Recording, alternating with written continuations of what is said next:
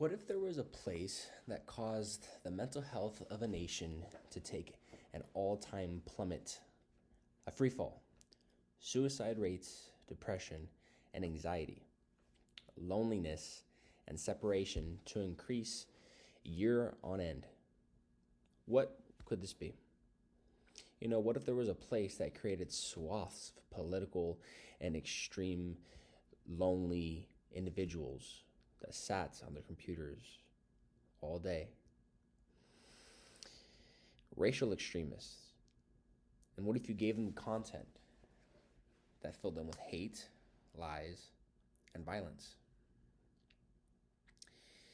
And then you reinforce those beliefs by incessantly feeding the same thing over to them over and over and over again.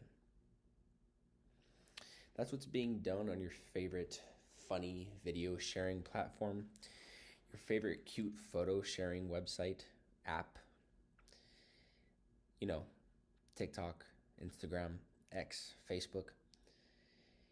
It's due to this rapid incorporation into our daily lives that these platforms have had made the average person, use them basically all day, every day.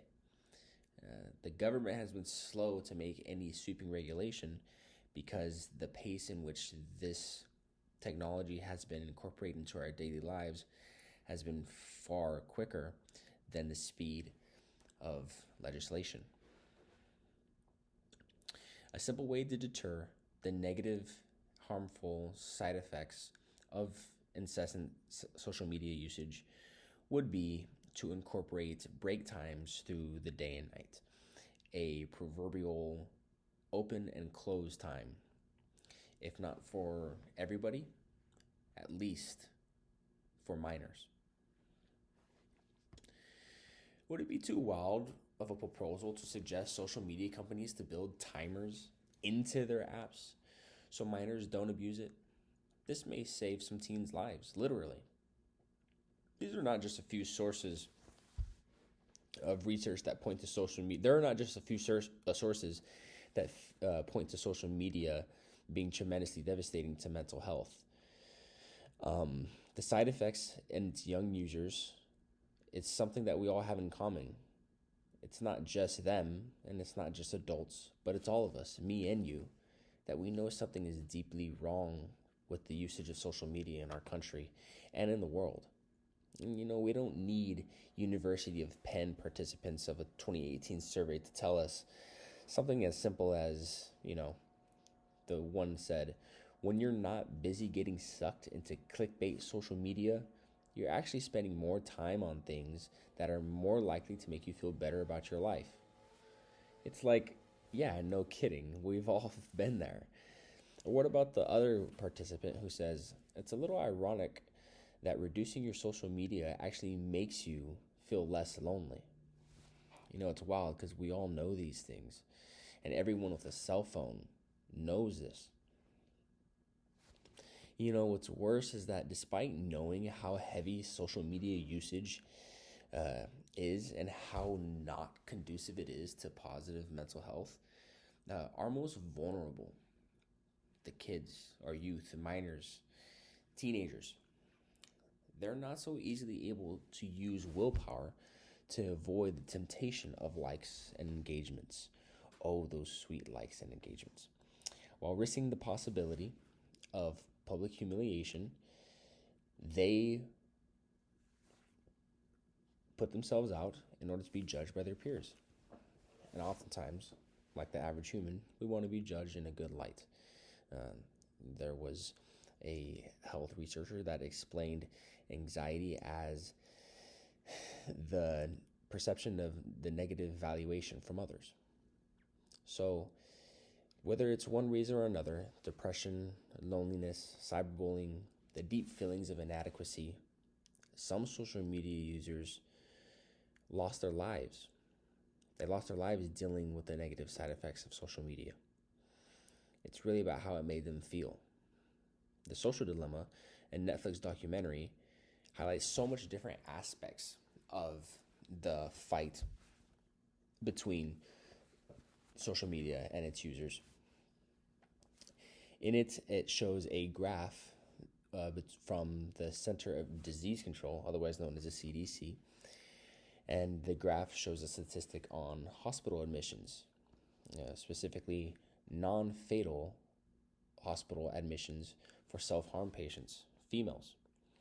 And from the year 2009 to 2020, they were up 62% amongst 15-year-old to 19-year-olds. And they were up 189% amongst 10-year-olds to 14-year-olds. And the numbers are similar with suicide rates as well. With numbers like this, it's clear something should be done. Anything. But attacking the minds of the youth is not the only thing social media is effective at. How about censoring alternative views on hot social issues?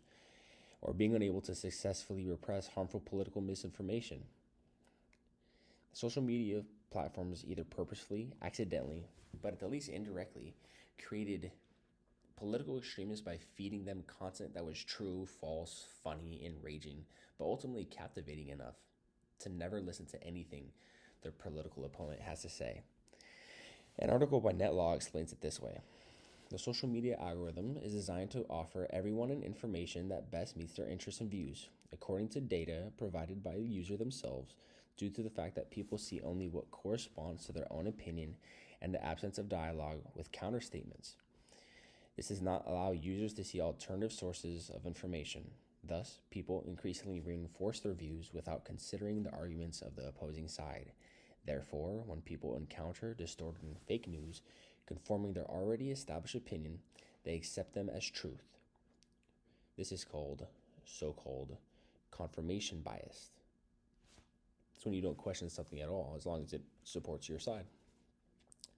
This creates a polarization of political polarities, of left and right online, and pushes people further and further to the edge in the name of likes and engagements until you end up with a violent fringe.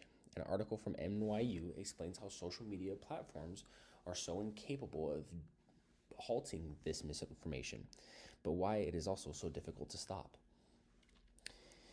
Because these extreme users also tend to see misinformation early on, current social media interventions often struggle to curb its impact. They are typically too slow to prevent exposure among these receptive to it.